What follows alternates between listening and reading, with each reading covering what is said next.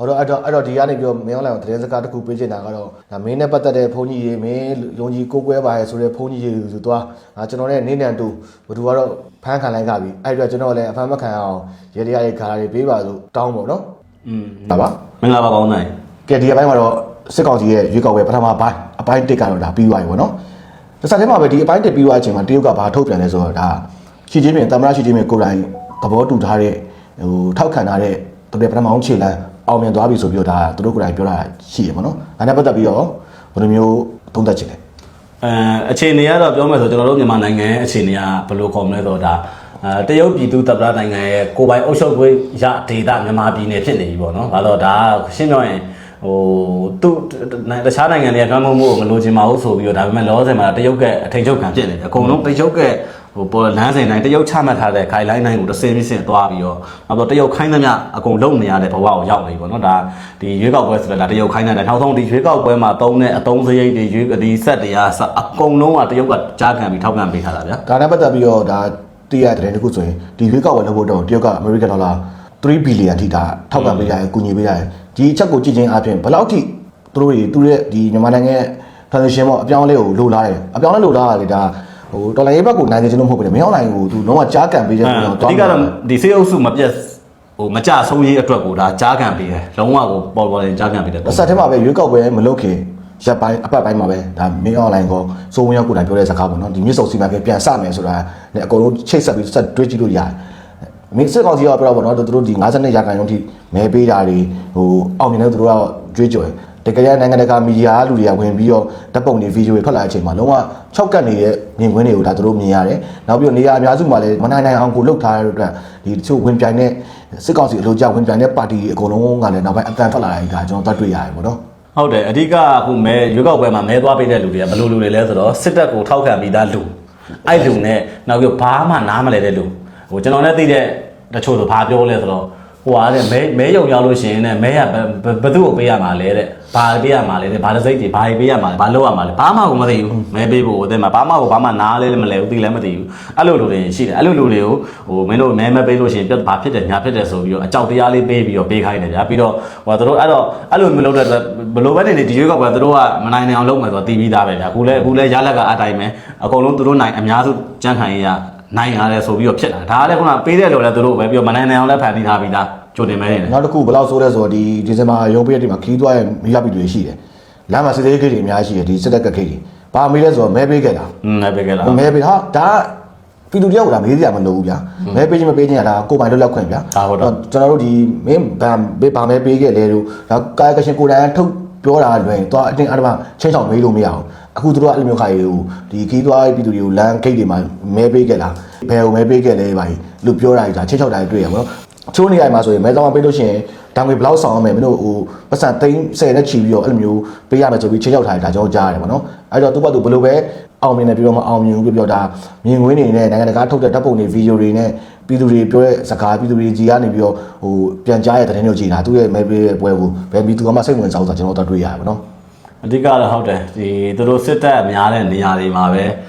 ဲဒီလူစီအောင်လို့အမိန့်နဲ့လှုပ်ထားပုံရပါတယ်ဒီတိုင်းမှာပဲဒါပေမဲ့ခုနကကျွန်တော်ပြောတဲ့ကတက်ထဲမှာတော့မှတိတ်ပြီးတော့ဒီရွေးကောက်ပွဲပေါ်ဖီးမလာကြအောင်စိတ်ဝင်လာကြဆိုတဲ့ပုံစံမျိုးရှိနေတာဆိုတော့လေပြည်သူတွေနဲ့ကတော့ခုနအကြောက်တရားကြောင့်ပဲဒီကတော့ဆက်ပြီးတော့ထောက်ခံပေးနေမှာဘာလို့သူ့အတွက်အချို့ຢာတွေဈေးပေါ်နဲ့ရရအလကားနှီးပါရရမရောက်နိုင်လည်းနိုင်ငံတော်ဒါတစားချင်းကြီးရောင်းစားမယ်သူအာဏာကိုတော့သူဘယ်တော့မှလွတ်မှာမဟုတ်ဘူးအဲ့တော့သူအမြဲစူးစမ်းနေမှာပဲဆိုတော့ကျွန်တော်တို့တွေ့ရတယ်ပေါ့နော်အဓိကတော့ဒါကူလဲဒါသူအာဏာသူလက်မလွတ်ရှာရေးအတွက်တိုင်းပြည်ဘာပဲဖြစ်ဖြစ်ပြည်သူတွေဘာပဲဖြစ်ဖြစ်ဆိုတဲ့ပုံစံမျိုးနဲ့အဲ့အချိုးကိုပဲချိုးနေတာလေနောက်တဲ့သတင်းတစ်ခုပေါ့နော်ဘယ်လောက်ဒီထူးထူးခြားခြားဖြစ်လဲဆိုရင်ဒါ BGF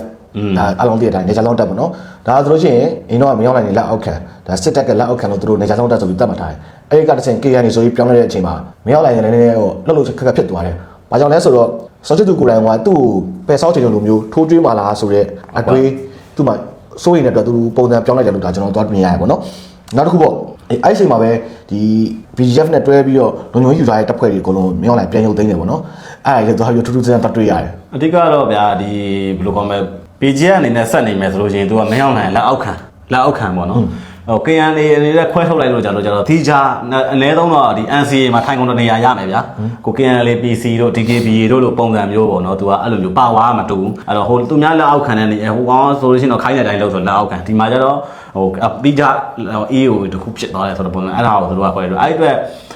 ်တင်းမာမှုတွေတော့ရှိတယ်ပေါ့နော်အဲ့လိုပဲဒါပေမဲ့ကျွန်တော်တို့ထင်တယ်တိတ်မကြခင်ကာလမှာတိုက်ပွဲတချို့ထိတွေ့မှုတချို့တောင်ဖြစ်လာနိုင်တယ်လို့ယူဆရတယ်ပေါ့နော်ဘာလို့စစ်တပ်ကလည်းဒီတိုင်းအဲ့ဒါကိုလုံးဝလက်မခံနိုင်ဘူး မရောက်လိုက်ဟိုဆော့ချစ်သူကမစိုးရင်လည်းမရဘူး။အဲ့လိုလဲဆိုတော့ဒီစစ်တပ်ရဲ့အာဘော်တွေကိုအများထုတ်ပြန်ပေးနေတဲ့ဒါ11တို့ popular တို့အဲ့လိုမီဒီယာတွေမှာဆိုလို့ရှိရင် BGF ကြားဖြတ် guide BGF ကြားဖြတ်အဖွဲ့ဆိုပြီးတော့အများကြီးဟုတ်တယ်ပြီးတော့နှစ်ကြောင်းပေးတာထိုးကြွေးဖို့ဗျာပဲ6ချိန်လုံးမြင်နောက်တစ်ခုမရောက်လိုက်ပါဘူးကျွန်တော်တတ်တွေ့ရတယ်ဆိုတော့2023တုန်းကကရီနီမှာဆိုလို့ရှိရင် BGF တပ်ဖွဲ့ရှိတယ်ကလာလာတာအဲ့အဖွဲ့တွေကတော်လိုင်းတပ်ဖွဲ့တွေနဲ့တွားပူးပေါင်းပြီးတော့မှဒီ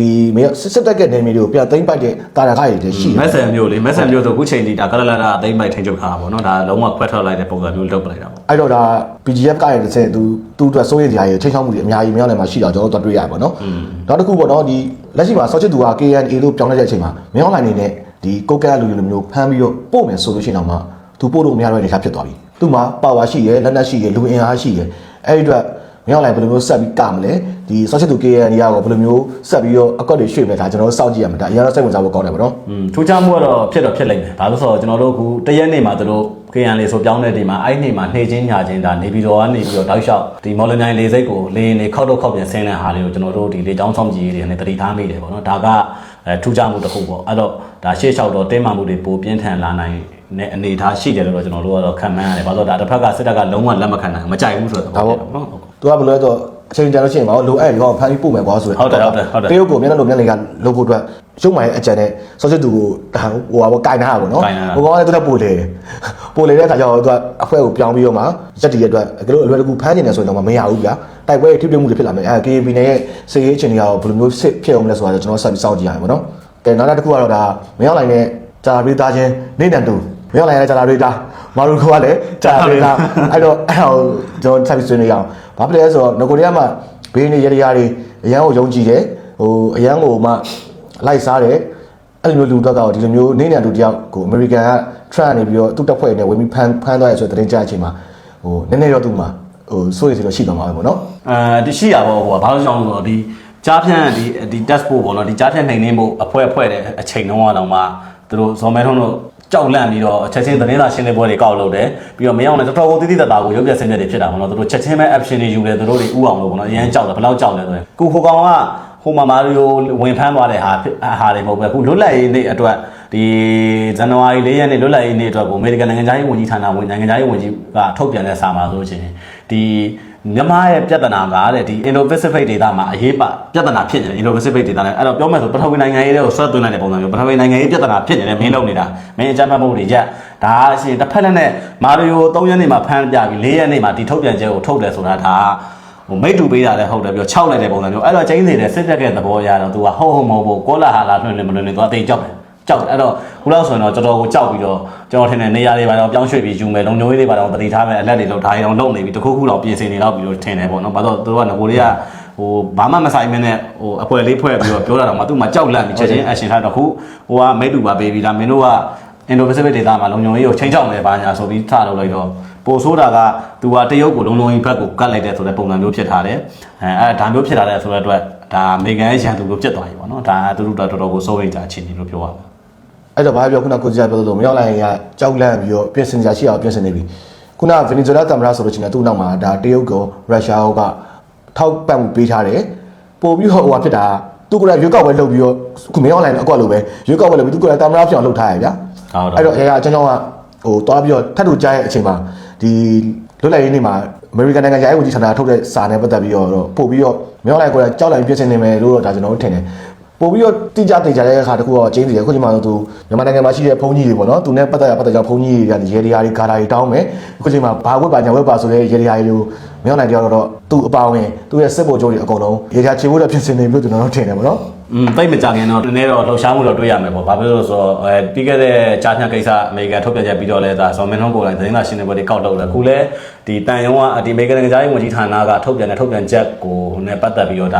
သူတို့ဘာဆက်လုပ်နေတော့ဘာလို့ဒါဒီထဲမှာချိန်ချောက်တယ်လို့စာသားတွေပါသွားတာပါထားတာဟိုပါထားတော့ဒါသူတို့ဘာဆက်လုပ်မယ်ဆိုတာကျွန်တော်တစ်ချက်တော့စောင့်ကြည့်ရအောင်ပါနော်အဲ့ဒီဖြစ်စဉ်ကိုတော့တရုတ်နိုင်ငံကောင်လုံးဝတရားဝင်ထုတ်ပြန်တာဒီအရာကြီးငါတို့တုံ့လုံးမိရဆိုပြီးတော့တရားဝင်ထုတ်ပြန်တာခါရှိတယ်အဲ့တော့ပထွေးတောင်ကတုံ့လို့တယ်ဆိုရင်မရောက်နိုင်တာကျင်းစီတယ်